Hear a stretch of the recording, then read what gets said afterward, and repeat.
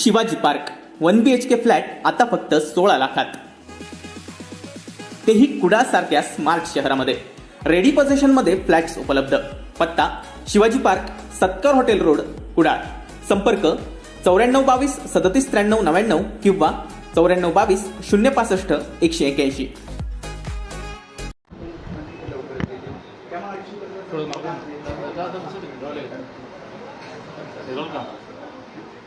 Okay sir, पुन्हा एकदा सुनावणी 8 ऑगस्टला होणार आहे, काय सांगा? सुनावणीच्या बाबतीमध्ये आपण सगळ्यांनी जे आपल्या सगळ्यांच्या चॅनलवरनं बघितलं त्याच्यामध्ये स्पष्ट असं सांगितलेलं आहे की निवडणूक आयोगाकडे जी पक्षांतर्गत सुनावणी चालू आहे त्याला कुठं सुप्रीम कोर्टानं आडकाठी केली असं मला वाटत नाही, परंतु निर्णयाप्रत येऊ नये अशा पद्धतीची भूमिका सुप्रीम कोर्टाने त्या ठिकाणी मांडलेली आहे. आणि दुसरी महत्त्वाची गोष्ट अशी आहे की हे मोठ्या खंडपीठाकडे म्हणजे घटनापीठाकडे द्यायचं की नाही याच्यावर सोमवारी आम्ही निर्णय देणार आहोत अशा पद्धतीची भूमिका सर्वोच्च न्यायालयाने घेतलेली आहे. आणि मला असं वाटतं की आमच्या वकील सावळे साहेबांनी जी भूमिका मांडली ती महत्त्वाची आहे. आम्ही पहिल्या दिवसापासून सांगतो की आम्ही शिवसेना सोडून कुठेही गेलेलो नाही आहोत. आम्ही शिवसेनेमध्ये आवाज उठवलेला आहे आणि शिवसेनेमध्ये आवाज उठवणं म्हणजे पक्षांतर्गत कायद्याच्या अखत्यारीमध्ये येत नाही ही भूमिका आमची जी वकील महोदयांनी मांडलेली आहे त्याच्याशी आम्ही सहमत आहोत. आणि सोमवाराच्या निकालाकडे आमच्या सगळ्यांचं लक्ष आहे, परंतु आमची न्यायिक बाजू ही भक्कम आहे. निकाल आमच्यासोबतच असेल आमचं म्हणणं. त्याचं पण शिवसेना शिष्टमंडळानं आज पोलीस महासंचालकांची भेट घेतलेली आहे आणि तुमच्यावर जो हल्ला झालेला आहे त्या प्रकरणातील जे आरोपी आहेत ते खोट्या गुन्ह्याला त्यांच्यावर नोंदवले गेलेले आहेत असं त्यांचं मत आहे. कारण सर्व जे नेते मंडळी होते ते यावेळी स्टेजवर होते आणि अज्ञातांनी हा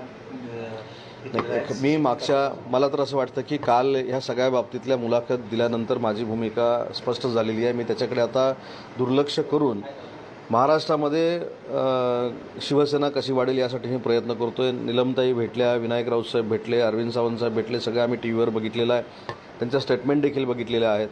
गुन्हा झाल्यानंतर एखाद्या संबंधित गटाकडनं गुन्हा झाल्यानंतर तो खोटाच गुन्हा आहे ही सांगण्याची प्रथा काय आजची नाही, पूर्वीपासूनची आहे. आणि म्हणून मला पोलिसांचा तपास चालू असताना त्याच्यामध्ये काय हस्तक्षेप करायचा नाही. दुसरी महत्त्वाची गोष्ट आहे की कॉन्वॉय कुठनं गेला, काय गेला, कशा पद्धतीने गेला ह्याच्यावर देखील चर्चा होते, त्याच्या देखील मला काय खोलामध्ये जायचं नाही.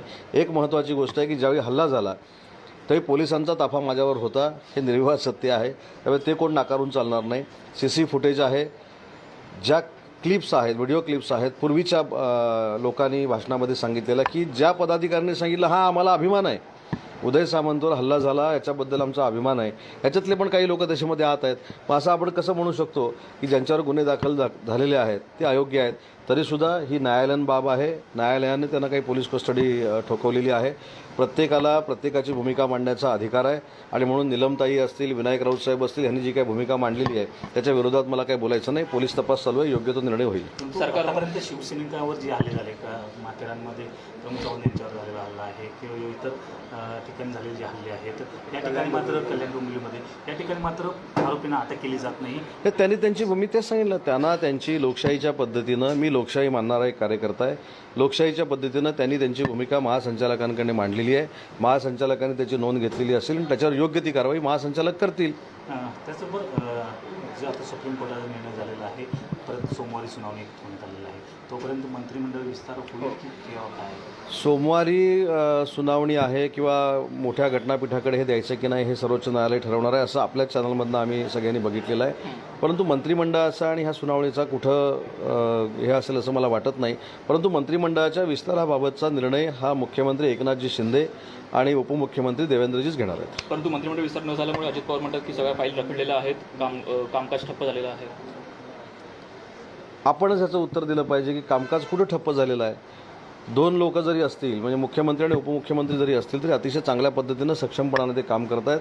महाराष्ट्राच्या जनतेला उपयुक्त असे अनेक निर्णय त्यांनी घेतलेले आहेत. 50,000चा निर्णय असेल, कालचा 2017चं आरक्षण तसंच म्हणजे प्रभाग रचना तसंच ठेवण्याचा असेल. तर मला असं वाटतं सरकार कुठं थांबलेलं नाही आणि कॅबिनेटचा विस्तार जो आहे, मंत्रिमंडळाचा विस्तार जो आहे तो येत्या 2-3 दिवसात होईल असं मला देखील वाटतं.